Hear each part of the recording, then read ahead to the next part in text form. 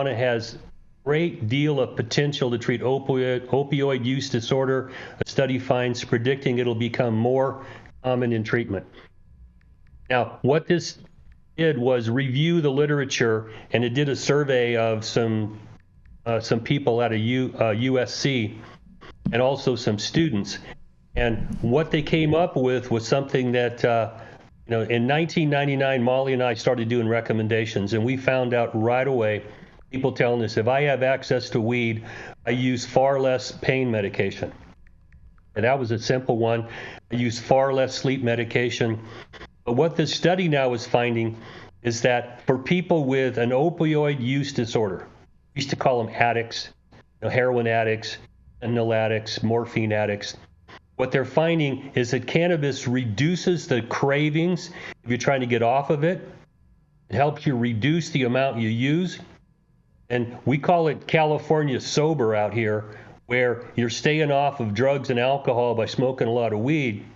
And they find out that there is support for that in the literature.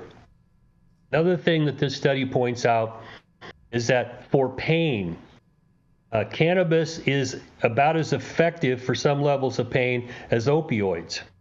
And when you use cannabis, you're much less likely to stop using it because opioids have downsides to them. You can't poop, it causes depression. There's a lot of other things that go along with it.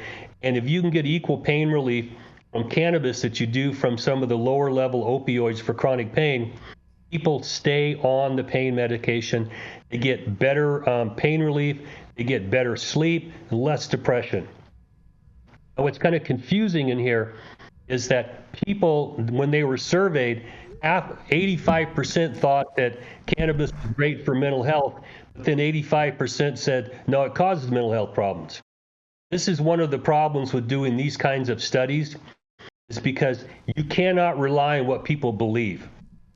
The human brain can convince you of all kinds of shit, and you can believe it, but scientifically it's provable not to be true. What do you do with that?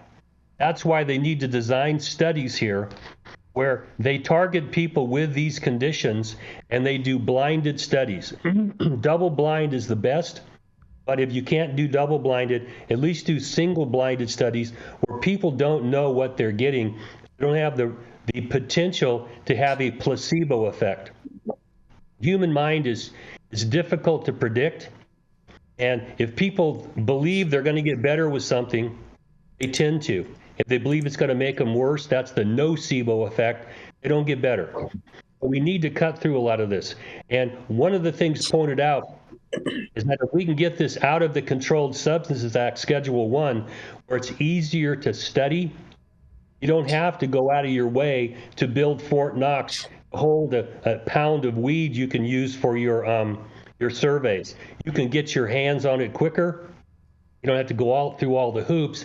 I think there'll be more studies authorized from the government to look for the positive effects of cannabis. That's been one of the problems we've had since the DEA got started in '73. They didn't want to fund any studies looking for the positive or efficacious effects of cannabis. They wanted to look for the bad stuff. And whenever someone brought them good news about cannabis, they were fired and never given another study. We need to get beyond that, so that we can bring cannabis in to the panoply of medical medical choices that you can make either by yourself or with your physician. We need to train physicians better. It's one of the problems that Molly and I faced, is that when she went to medical school and she did neurology, neurobiology, there wasn't one mention of cannabis. The CB receptors, none of it was talked about. And even today, I think only 10 to 20% of medical schools even talk about this. I mean, the medical students are smoking weed, but they're not studying it in medical school. It's just absolutely ridiculous. So we need to have more than just the potential for what this does. We need to develop studies, fund them, and then make it easier to do it so we can say with some reasonable degree of medical certainty what it actually does. Physicians can incorporate it. Patients will know what to do with it. And we can get beyond some of the struggles we have right now with opioids, because cannabis is a reasonable alternative to opioids, especially for things like chronic pain. I'm going to throw this back at you. What do you all think? Bring the pain, man. CBD is fantastic for pain. It's fantastic. Yeah. What? Say that again, Rico. I think it's fantastic. I really don't know, and I'm not saying this is just a jab at at our new or our administration to be, but I don't know how much weight like these studies, these science-backed studies, are going to have like on decisions made by the government anymore, because a lot of it's going to be on vibes. It's just the reality of the situation. It is. Other than just keep it a buck. That's how it was. His first term is going to be a lot of that. Second term, so I don't know, but I'm excited about this shit, man. Cannabis was integral. It was absolutely the catalyst that helped me beat addiction, beat my painkiller addiction that I had back in the day. And I love that more and more scientific studies are backing this shit, man. Period. Yeah, no, I'm ecstatic about it, you know, and I feel like, you know, ever since that Sanjay Gupta special on CNN, CBD has been like one of the best marketing slogans that has, you know, marketing campaigns for cannabis overall, and that has helped shift a lot of public perception overall as just CBD alone. Yeah, I agree. I think we all probably have a little story of how it's helped us. I just had my back surgery, man, and it got me off my painkillers a lot faster than I should have. I had refills on both my oxys and my hydros, and I didn't get refills on either one. It was easy for me to start using some high dose THC, high dose CBD tincture, and definitely helped me. You know, kick that. They don't make you feel good, man. That was the thing. Is like, you know, part of me, I'm medicated. I'm not feeling that pain, but it's messing me up. It's messing my stomach up. It's messing me up in other ways. So I was stoked to get off. Well, we're really glad that you're back with us, Stone, and you're feeling better. And it's amazing that you can be that type of a testimony for cannabis. It's fantastic. Not just he's back with us, but his back is back. Exactly, he's my back. back is back. Yeah. Well, the bionic, not quite back yet. Bionic back. I'm still moving slow, but I'm coming back. Did you have to take any back shots? Stone's story. Rico. Stone's story is illustrative of something I've been seeing for years. That we can get the medical community to work together with the patient and tell them, we're going to start you on some high dose pain relievers while you have this post-surgical pain. We're going to wean you off of those in using cannabis products to help you. How that works, Stone used tinctures. I've seen people smoke a lot, people take edibles. There's a lot of ways to do this, but get the medical community to work with you so you can be honest with them. Hey, I want to smoke weed or use cannabis while I do this. I don't want to just take opioids. Yeah. And you can see results like we're seeing right now with Stone.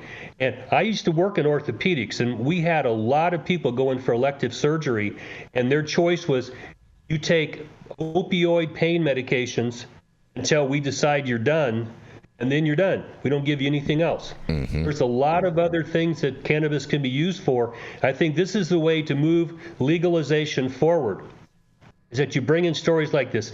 You can tell by Stone's countenance today that he's back. Last time we saw him, he was still in pain, moving gingerly. You could see that on people's faces. When you see their skin color's back, the smile's back, they're moving easily. That's a win for the medical community. They should be taking this shit and running with it. I'm still hearing stories that Kaiser will not give you opioids if you're using marijuana. It's like, where in the fuck is your head? Stop it. Are you looking out for the best interest of your client, or are you afraid of the DEA? Where's it going to come out? Well, I think they're looking out for the best interest of the pharmaceutical companies, Dale, on that. Yes, they are. What are you going to say, Stone? And the medical community is owned by the pharmaceutical industry through the DEA. The DEA, when they growl, doctors shit their pants. It's just hard to watch. So I can't wait for Kennedy to come in and be the director of HHS, and we're going to see him help America get healthy again. Well, he's going to see pushback from the medical community. They like to just prescribe a drug. Well, old habits die hard. That's for sure. Is he going to be in a position to like get rid of all that shit that's in our food that's not in the food in Europe and shit like that? Yep. I'd like to see that. That'd be a plus. Yeah. Big pluses, big pluses. Any thoughts on this? this? The food industry will fight like crazy to stop it. Just watch the battles. Yeah, Cargill is going to be pissed. Okay, I can tell you that right now.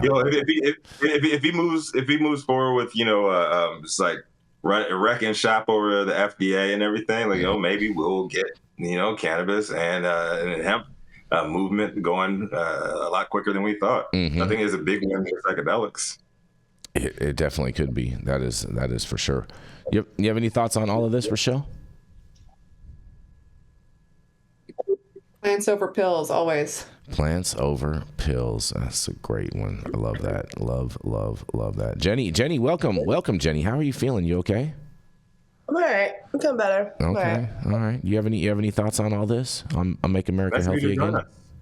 No, I mean, I appreciate it. Anything that's positive news coming out from a medical standpoint is good. And I think until we deal with the federal illegality, we still have to deal with preclinical trials and anecdotal evidence. So it's hard to take those things seriously if you're looking for a clinical study, which we're allowed to do because it's federally. So there we are. All right, fair enough. And deschedule. Yes, that's right. Deschedule. We're all about that. And on that, we're going to go to a commercial and we're going to be right back.